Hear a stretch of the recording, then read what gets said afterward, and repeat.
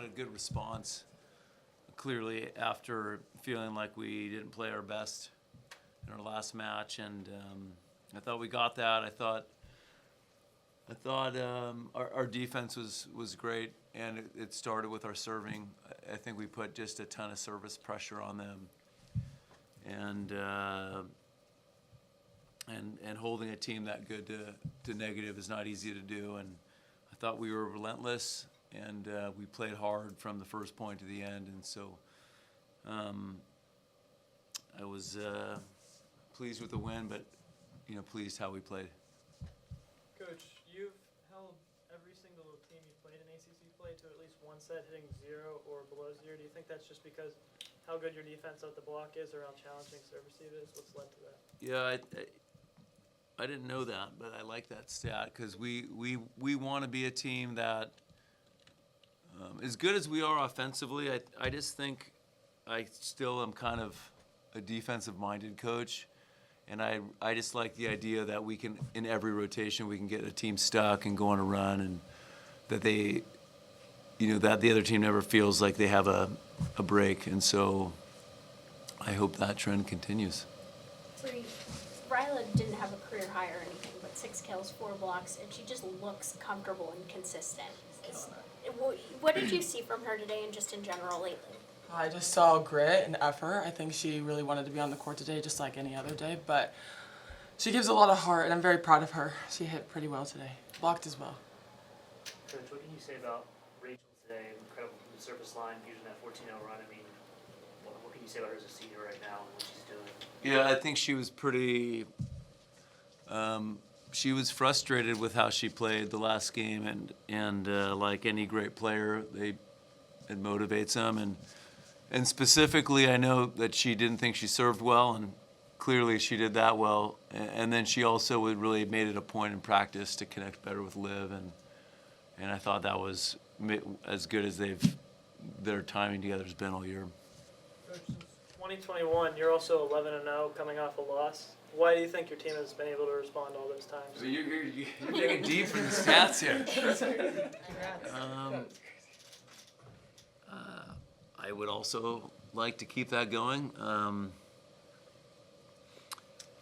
know I don't know why that, if that has anything to do with me. I'll just say that what I said before. Good athletes, when they fail, it motivates them. Olivia, you had 16 kills in your third hitting percentage above 500 this season. Was it important for you to bounce back after last game? I think I took it as more of important for the team to bounce. So the entire time I was just thinking about how I could contribute to the team, and obviously leading up to this, me and Rachel have worked on our connection a lot, and then we also prioritized out of system setting. So I feel like that was just really clicking today, and I'm just glad that I could help the team. Coach, you went to the 6-2 rotation in the third set. Why did you do that? Well, I wanted to put Blair in, I guess, every possible scenario that we plan to use her in. So one is she played on the outside. I wanted to use her in the second set as a blocking sub. It just didn't work out. We won 2 handily, and Rachel was blocking really well. And then she's definitely our second right side, and so we want to make sure we're still practicing a 6-2 so we have that in our back pocket. Bre, what does it mean? You guys you have 13 blocks as a team. What does it mean when anyone can go out there and you guys just dominate the net? This is a consistent thing. Offensive light, just to see that. Well, every day we just talk about getting big, and of course going for touches, but we're going for blocks. All of us are. We just have a very dominant front row, and it's really fun blocking next to the girls I'm blocking with. You guys had a sellout crowd tonight, full. I've seen. They announced it was sellout, official sellout. Have you? That means it's going to be a streak. Yeah. 2 in a row. I'm curious, Dan, especially for you. Have you ever seen this much excitement around this team early? I know you see it a lot. No, it just, I think it. Well, I had a feeling at the end of last year that this could happen, and I think the ranking has helped. But I think even from like the first game when we played Buffalo, it just felt like we were getting end of the year crowds right away. So hopefully this is, truly the start of a sellout streak, and we can carry that momentum into playoffs, and when we do play in the Pete to blow it up. Why did you think at the end of last season that it would have this kind of energy? Well, mostly I guess. Probably the two Louisville matches. I think the fans that were at those games, I think they were pretty entertaining. So I think they probably thought if they were there, they probably wanted to come back. And I think the cumulative effect of being good over time, like every year we pick up a few new fans.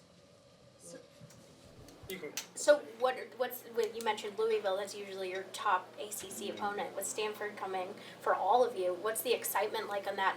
I know you guys take it one game at a time, but like knowing how packed it's going to be in just a new ACC opponent. You want me to take that? Whoever. Well, it's they have more national championships than any other program, and I think the idea of playing, two top 5 opponents in 5 days is a nice challenge for us. Yeah, I think we're all excited. Olivia, that you're playing Stanford, who's from your home state. I was wondering if they recruited you also. No, they did not. Or do you take it a little bit more personally because of that for this game?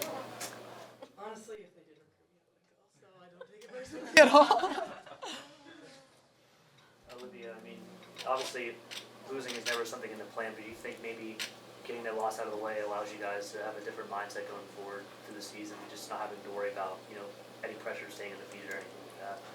Yeah, I think it's good that we got it now, just so we know how to respond, one. And two, I hate that it took a loss to do this, but I feel like it really highlighted the things that we needed to work on as a team. And I feel like that's what we capitalized on this week, which is why we were able to come out so strong today, because we talked about the little things this week. And then even going into this game, we were like, treat it like we would any other opponent, like any top 5 opponent. And I feel like we really did a good job doing that. So I feel like it just makes us more motivated. Bre, what are some of the things that Olivia is talking about that you guys really wanted to hone in on? Definitely out of system setting, connecting a faster tempo between setter and hitter. Always just going up to go for a block, just like stuffing balls. Tough serving in the back row. I think that we're doing very well in all of those areas. Coming into the Stanford match, there's going to be like hosting implications for the tournament. They're in a 1 seed. Are you thinking about that at all, or is it trying to think of it as just like another ACC game? I'm thinking about it, but I'm not obsessing about it. We for sure want to be a top 16, but ideally, we want to be in the situation we were in last year, be a top 4. If we're not, we'll play the hand we're given. We were in that situation a few years ago when we were able to win at Wisconsin, but we'd rather have the home court advantage all the way through. Ladies, going back to the crowd for a second, what is it like, seeing so many fans in the middle of the season come to all these games, or even earlier, and when it's not necessarily like a marquee matchup? I feel like it just feels great to know that we have a crowd in a city just behind us this whole time, and I think that it's just something really special we have this year. I couldn't have said it better. I just think knowing that everyone's supporting us at all times, it just makes us want to play better, and it motivates us even more. So. And you guys really like playing in big crowds. Oh, we love it. Oh, yeah. Okay. Oh, yeah. Fun now. And you started Blair today.